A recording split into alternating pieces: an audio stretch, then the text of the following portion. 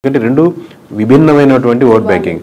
But it comes to Congress తనకు ఒక favour ఉంటుంది, ఎందుకంటే ప్యారలల్ ఓట్ బ్యాంకింగ్, రెండు భావజాలం కానీ ఓట్ బ్యాంకింగ్ కానీ. సో అది ఎంత అడ్వాంటేజ్ అయితే అంత వైఎస్ఆర్సీపీకి ఫెచ్ అవుతుంది. So at the same time other side కూడా మన డెవలప్మెంట్ బాగుంటే వీళ్ళకి ఫెచ్ అవుతుంది. లేదు ఓన్లీ బీజేపీ తోనే అవుతుందంటే నష్టపోయేదానికి ఆస్కారం ఉంటుంది. వైఎస్ఆర్ కాంగ్రెస్ పార్టీ ప్యారలల్ గా చూసినప్పటికీ కూడా ఏపీ విషయానికి వస్తే there is very separate scenario అండి. కాంగ్రెస్ పార్టీ విషయంలో అక్కడ ఒక అన్యాయం చేసింది, మాకు ద్రోహం చేసిన పార్టీగా ఆ పార్టీ పైన ముద్ర ఉంది. అది ఎంతవరకు చెరిపేసుకుంటుంది ఆ పార్టీ అనేది మళ్ళీ ఒక క్వశ్చన్ మార్క్ గా కనిపిస్తుంది. సో అక్కడ గ్రో అనేది, కాంగ్రెస్ యొక్క గ్రో అనేది కనిపిస్తుందంటారా ఏపీలో? ఎందుకంటే ప్రత్యేక హోదా గురించి ఉద్యమాలు, ధర్నాలు ఇప్పటికీ డిమాండ్ చేసే అనేక మేధావులు ఉన్నప్పుడు సో దీని గ్రోత్ ఎట్లా ఉంటుందంటారు? ఆబ్వియస్ గా దాని ఇంపాక్ట్ ఉంది. బట్ ఇంకా ఈ 4 years లో దాన్ని ఎలా కన్వర్ట్ చేసుకోగలరు, ఎలా, ఎందుకంటే కాంగ్రెస్ బలంగా ఉన్నటువంటి ఒకప్పుడు స్టేటే కదా. సో ఎంత కన్వర్ట్ చేసుకుంటారు అనేది ఇప్పటి నుంచి తీసుకునే డిసిషన్ బట్టి ఆధారపడుతుంది అంటున్నాను. ఇప్పటికైతే మామూలుగా కాంగ్రెస్కి ఓట్ బ్యాంకింగ్ ఇక్కడ ఏపీ వరకు పెరిగిపోయింది, అద్భుతంగా ఉందని ఏం లేదు. బట్ నేనేంటంటే నేషనల్ వైడ్ నుంచి ఇంపాక్ట్ వస్తున్నప్పుడు దాని ఇంపాక్ట్ ఎంతో కొంత ఆంధ్రప్రదేశ్ మీద కూడా పడేదానికి ఆస్కారం ఉంది. ఇప్పుడు మనల్ని కూడా అబ్జర్వ్ చేస్తుంటారు కదా సెంట్రల్లో ఏ గవర్నమెంట్ రాబోతుంది అనేది. సో దాని ఇంపాక్ట్ దీని మీద పడుతుంది అంటున్నాను. ఇప్పుడు కూటమి ప్రభుత్వానికి సంబంధించి 3 పార్టీల కూటమి ఇది. ఒక 1.5 year 2 years తర్వాత ఖచ్చితంగా టీడీపీ సింగిల్ గానే మళ్ళీ నెక్స్ట్ ఎలక్షన్స్ కి బరిలో దిగే అవకాశం ఉంది. బీజేపీ, జనసేన మాత్రమే అలైన్ కొనసాగబోతుంది అనేది ఎక్కువగా వినిపిస్తూ ఉన్న మాట. అంటే ఇప్పుడు ప్రస్తుతానికి అయితే అలా వాళ్ళ ఆలోచన నాకు, ఎందుకంటే అందరితో మాట్లాడుతున్నట్టు అలా ఏం అనుకోవట్లేదండి. కూటమి ప్రస్తుతానిగానే వెళ్దాం అనుకుంటున్నారు. బట్ బయట నుంచి అది టాక్ అవ్వచ్చు. ఎందుకనంటే ఎక్కడో ఇంటర్నల్ గా కొన్ని క్లాషెస్ అయితే స్టార్ట్ అయ్యాయి. అవి ఉంటాయి మేడం, ఎందుకంటే ఒక వైఫ్ అండ్ హస్బెండ్ మీద 100 ఇష్యూస్ ఉన్నట్టు అబ్వియస్గా ఇది 2 పార్టీలు, 2 డిఫరెంట్ భావజాలు ఉంటాయి, 2 వీళ్ళ ఆస్పిరేషన్స్ ఎక్కువ ఉంటాయి. ఎప్పటికైనా టీడీపీ కార్యకర్తలు ఏమనుకుంటారు, చంద్రబాబు నాయుడు గారే ఉండాలి, తర్వాత లోకేష్ గారే ఉండాలి, ముందుకెళ్ళాలనుకుంటారు. జనసేన కార్యకర్తలు ఈ రోజు కాకపోయినా రేపైనా మా వాడు సీఎం అవ్వాలి, గెలవాలి, ముందుకెళ్ళాలనుకుంటారు. సో ఆబ్వియస్గా లేదా లోకల్ ఆస్పిరేషన్స్ ఉంటాయి, క్యాస్ట్ ఈక్వేషన్స్ ఉంటాయి, ఆబ్వియస్గా ఆ చిన్న వైరుధ్యాలు ఉంటాయి. లేదా ఇక్కడ బొమ్మ పెట్టారు, ఇక్కడ బొమ్మ తీసేసారు, మా వాడికి ఏవో ఉంటాయి. బట్ ఇట్లన్నింటినీ కలుపుకొని ముందు మాట్లాడుకుంటే రోజు మీటింగ్ పెట్టుకుంటే ఎలా ముందుకు వెళ్తారని బట్టి ఉంటుంది. బట్ కలిసి ఉంటే వాళ్ళకున్న బలం విడిపోతే ఇద్దరికి ఉండదు.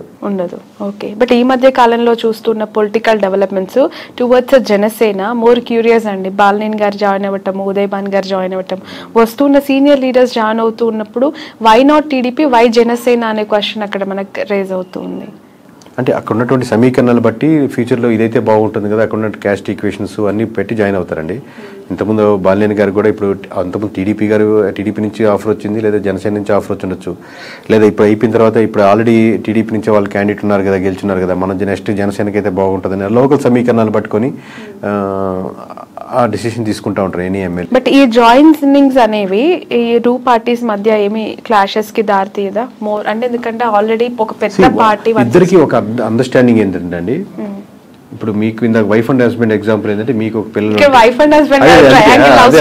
అందుకే మీకు కామన్ గోల్ ఎక్కువ ఉంటుంది. At the same time me individual మీకు కొన్ని లక్ష్యాలు ఉంటాయి, మీకు ఆయనకు ఎక్కువ లక్ష్యాలు ఉన్నట్టు. ఇక్కడ ఏమవుతుందంటే ఆబ్వియస్లీ రేపు పొద్దున్న నా పార్టీ బలోపేతం చేసుకోవాలని ఇరు పార్టీలకి ఉంటుంది, ఇరు పార్టీ లీడర్లకి ఉంటుంది. సో ప్యారల్గా ఒకటి మీకు తెలిసినా ఒకటి తెలియకపోయినా 2 పార్టీలు తన పార్టీ బలోపేతం చేసుకోవాలని వర్క్ చేసుకుంటూ ఉంటాయి. దాంట్లో ఎటువంటి సందేహం లేదు.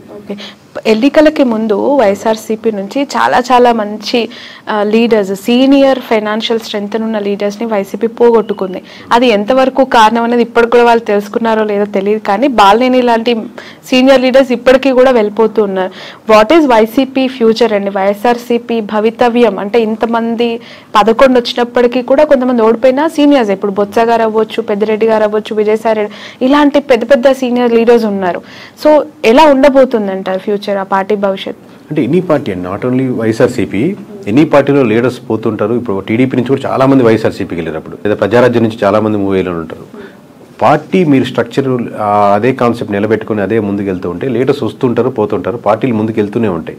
బట్ మీరు అదే కాన్సెప్ట్ని, ఆ కాన్ఫిడెన్స్ని పీపుల్లో బిలీవ్ చేసేటట్టు ఉండగలిగితే టైం కొంచెం గడిచిన తర్వాత మీకు మళ్ళీ జనాలు నమ్మేదానికి ఆస్కారం ఉంటుంది. మీరు అసలు బిలీఫ్ సిస్టమే కోల్పోయారు అనుకోండి, లీడర్స్ మొత్తం 175 మంది యాజ్ టీజ్గా ఉన్నా కానీ ఏం గెలవలేవు. మీ సలహా ఏంటి? ఎవరికండి? 40% ఓట్ బ్యాంక్ వచ్చింది, 11 సీట్లే వచ్చాయి, అయినా ప్రతిపక్షంలో కూర్చున్నారు, ప్రతిపక్ష హోదానే లేదు అని చెప్పి మాట్లాడేవాళ్ళు. మీరు ఒక కేకే కన్సల్టెన్సీ నుంచి యాజ్ అ సిఇఓగా జగన్మోహన్ రెడ్డికి కావచ్చు, వైఎస్ఆర్సీపీకి కావచ్చు, వెళ్తాం అనుకునే లీడర్స్ కావచ్చు, వాట్ ఈస్ యువర్ అడ్వైస్? ఒక్కొక్క ఇండివిజువల్ ఎమ్మెల్యేకి ఒక్కొక్క నియోజకవర్గం బట్టి ఆబ్వియస్గా మేము ఇదే టెక్నికల్గా మేము ఇదే వాళ్ళ దగ్గర మనం చార్జ్ చేసి తీసుకొని అక్కడ వర్క్ చేసి సర్వే చేసి ఏది కరెక్ట్ ఉంటుంది బాగుంటుంది, ఏది గెలిస్తే బాగుంటుంది అని చెప్తుంటాం. బట్ మీరు జనరలైజ్ స్టేట్మెంట్ అడుగుతున్నారు కాబట్టి ఇమీడియట్గా చెప్పలేదు. కొంతమంది ఏంటంటే అండి, నేను మళ్ళీ నెక్స్ట్ టైం గెలవాలి అనేది వస్తుంటారు. ఈ పార్టీ కాబట్టి ఏ పార్టీ అయినా గెలవాలి, నేను గెలిస్తే చాలు, ఏ పార్టీ అయినా పర్లేదు అది చెప్పండి అంటుంటారు. సో ఓవరాల్గా మీకు ఎక్కడైనా సరే ప్రజలు ఏం కోరుకుంటున్నారో ఆ ప్రజల పర్స్పెక్టివ్లో మీరు వర్క్ చేస్తున్న రెడీగా ఉందా లేదా, ఫ్యూచర్లో నాకు ఇక్కడ అవకాశం ఉంది అనుకుంటే రైట్. పార్టీ యాంగిల్లో ఇది జనరలైజ్ స్టేట్మెంట్ చెప్పలేదు. అంటే జగన్ గారు ఏం చేస్తే ప్రతిపక్షంలో ఇంకా బెటర్ గా వాళ్ళు ఫైట్ చేయొచ్చు? ఎవరైనా అంటే ఇప్పుడు వీళ్ళు సిట్టింగ్ అన్న అపోజిషన్ ఒకటే, దీంట్లో ఏం పెద్ద ప్రిన్సిపల్లో ఏం తేడా లేదు. దీంట్లో మనం చెప్పేది గ్రౌండ్ రియాలిటీలో ఎటువంటి ఇష్యూస్ ఉన్నాయి, ప్రజలకు ఎక్కడెక్కడ మద్దతు కావాలి, ఏ వర్గాలకి నేను నిలబడాలి, అన్ని వర్గాల్లో నేను నాయకుడిగా నేను నిలబడాలి. నేను కాదు నేను లీడర్స్ కాదు. లీడర్ ఎప్పుడు ఇంకా గొప్ప లీడర్ అవుతా అంటే మీరు ఎంతోమంది లీడర్స్ని రకరకాల సెక్షన్స్లో తయారు చేసినప్పుడు గొప్ప లీడర్ అవుతారు. అది ఇప్పుడు నేను రిక్రూట్ చేసుకుంటున్నాను, ఇప్పుడు మేము ఇంట్రెస్ట్ చేస్తా ఉన్నాను. ప్రతి ఇంటర్వ్యూలో నేను చూసుకునేది అంశం ఏంటంటే నాకంటే ఇతనికి లేదా అమ్మాయికి ఎక్కువ టాలెంట్ టెక్నికల్గా ఈ విషయంలో ఉందా, లేదా ఆల్రెడీ ఉన్న వాళ్ళకంటే ఎక్కువ టాలెంట్ ఉందా అని చూసుకుని లీడర్ అవుతాడు. నాకంటే ఎక్కువ టాలెంట్ ఉండకూడదు, నేనే లీడర్ ఉండాలి అనేది కంటే కూడా ప్రతి నియోజకవర్గంలో ప్రతి అంశంలో నాకంటే వాక్చాతుర్యంలో కానీ, మాట్లాడే విషయంలో కానీ, సబ్జెక్ట్ నాలెడ్జ్లో కానీ, మాట్లాడితే కరెక్ట్గా మాట్లాడే పర్సన్స్ కానీ, అంటే అపోజిషన్ కూడా చాలా టెక్నికల్గా మాట్లాడుతున్నాడు, చాలా రైట్ ఇతను, ఓన్లీ అరిచేసి ఏదో తిట్టేసినట్టు కాకుండా అలాగా టెక్నికల్ సబ్జెక్ట్ ఉండే లీడర్స్ని మీరు డెవలప్ చేయగలిగితే ఈ ఉన్న 4-5 సంవత్సరాల్లో మీరు మళ్ళీ గవర్నమెంట్ ఫామ్ చేయడానికో లేదా మీరు ముందుకు రావడానికో తేడా ఉంటుంది. కానీ ఇదే పద్ధతిలో వెళ్తే ఇదే లైన్లో వెళ్తా ఉంటే మళ్ళీ మీకు కష్టమే. ఓకే.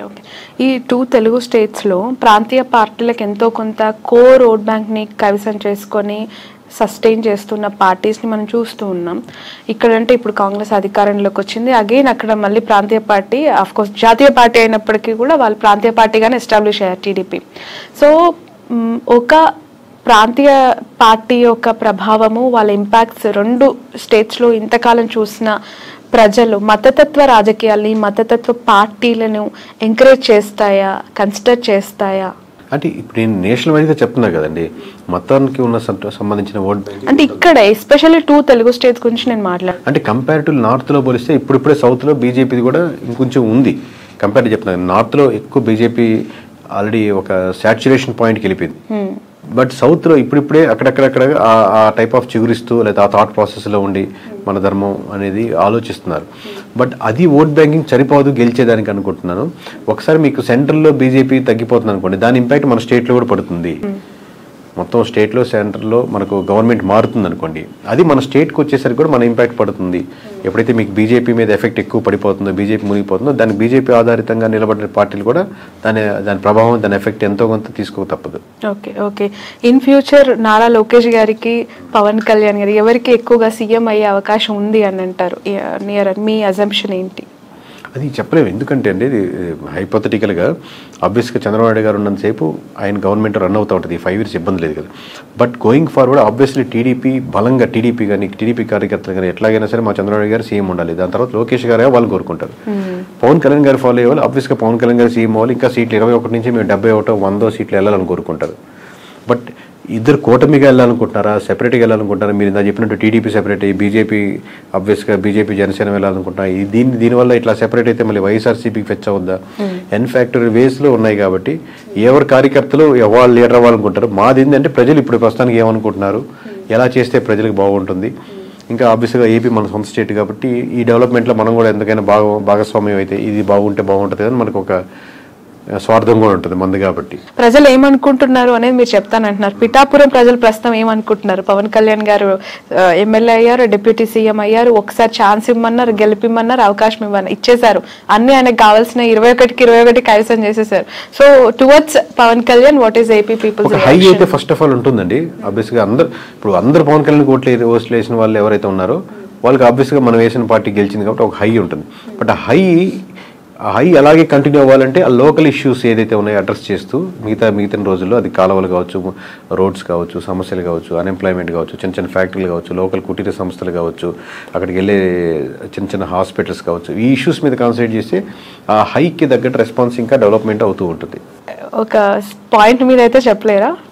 అదేనండి, అది కంటిన్యూ చేయాలి. ఇప్పుడే కదా స్టార్టింగ్, ఇంకా కంటిన్యూ చేయగలిగితే దాన్ని ఉంటుంది. కానీ ఆ హై మటుకు ఉంటుంది అంటున్నాను. మిగతా నియోజకవర్గాల్లో లేని హై పిఠాపురంలో ఉన్న వాళ్ళకి హై వస్తుంది. ఎందుకంటే మనం వేసిన గెలిచాడరా, మనం అంటే మొత్తం రాష్ట్ర వ్యాప్తంగా ఇచ్చారు. ఇప్పుడు మాకు తెలుస్తుంటుంది కాబట్టి లోకల్గా వాళ్ళు గెలుస్తారా, ఓడతారా, మెజారిటీ ఎంత 10,000, 20,000 ఇంత హైతో చూశారు కాబట్టి రిజల్ట్ రాగానే ఆ హై కంటిన్యూ అవుద్ది. బట్ హై కంటిన్యూ అలాగే అవ్వాలి అంటే మీరు ఇష్యూస్ మీదే ఐడెంటిఫై చేసి వర్క్ చేయాలి. ఓకే సార్, మీకు ప్రెషర్ ఎంతవరకు ఉంటుంది ఈ సర్వీస్ అని చేస్తూ ఉన్నప్పుడు? ఎందుకనంటే ఒక ఇంటర్వ్యూ చేస్తే మాలాంటి వాళ్ళ మీదనే బురద జల్లే ప్రజలు, లేదంటే అలాంటి పీపుల్ మనం సొసైటీలో యాజ్ ఆఫ్ చూస్తూ ఉన్నాం. ఇంకా మీరు బియాండ్ దట్ ఒక పార్టీకి మీరు చేస్తూ గెలుస్తుంది, ఓడిపోతుందని మీరు ప్రెషర్ ఉంటుందండి. ప్రెషర్ ఆబ్వియస్లీ చాలా ఉంటుంది. దాంట్లో నేను లేదు అని ఎట్లా ఓవర్కమ్ అవుతారు అంటే ఒకరు బెదిరించే వాళ్ళు ఉంటారు, లేదా ఇట్లా చెప్పమని అనే వాళ్ళు ఉంటారు, లేకపోతే వాళ్ళు ఇలా అమ్ముడు పోయాలని ఉంటారు, లేకపోతే బాగా వీరాభిమానులు ఉంటారు, ఏమన్నా చేసేస్తాం నీకోసం బాగుంటారని ఉంటారు. బట్ నేను మోస్ట్లీ నేను పరంగా కానీ నా నేను ఎవరు ట్రై చేసినా మనం వీటికన్నిటికీ దూరంగా ఉందాం, మన పని మనం చేసుకుంటూ వెళ్దాం అని ట్రై చేస్తుంటాం. కానీ ప్రెషర్ అయితే విపరీతంగానే ఉంటుంది. లిక్కర్ పాలసీ ఇంపాక్ట్ ఎంత ఉందండి? ఆ గవర్నమెంట్ ఓడగొట్టడానికి ఈ గవర్నమెంట్ గెలిపించడానికి అది మేజర్ ఇంపాక్ట్ అంటారా?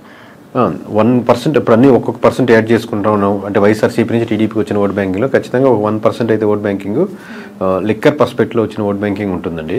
ఇప్పుడు కొత్త పాలసీస్ ఇప్పుడే తీసుకున్నారు కాబట్టి అది ఇంప్లిమెంటేషన్ అయ్యి రేపు పొద్దున 1వ తారీఖు నుంచి రిజల్ట్ చూసి దాన్ని ఎలా ఉన్నాయని చెప్పగలుగుతాం.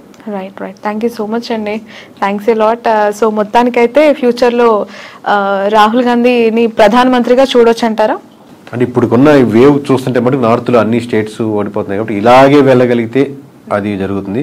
లేదు బీజేపీ రివైవ్ చేసుకుని మార్చుకోవాల్సిన అంశాలు మార్చుకుంటే మంచి పోటీ ఇవ్వగలుగుతుంది. బట్ ఛాన్సెస్ ఆర్ అలా 100% ఇప్పుడు చెప్తున్నాం కదా, ఆల్రెడీ అన్ని రాష్ట్రాల్లో బీజేపీ ఓడిపోతుందని చెప్తున్నాం కదా, ఇలాగే జరుగుతుంది. ఆబ్వియస్లీ కాంగ్రెస్కి ఉన్నటువంటి ఆప్షన్ అదే కాబట్టి ఆప్షన్ ఉంది మీరు అడిగిన దానికి. Okay right. Thank you so much అండి. ఇది కేకే గారితో స్పెషల్ ఇంటర్వ్యూ. That's all.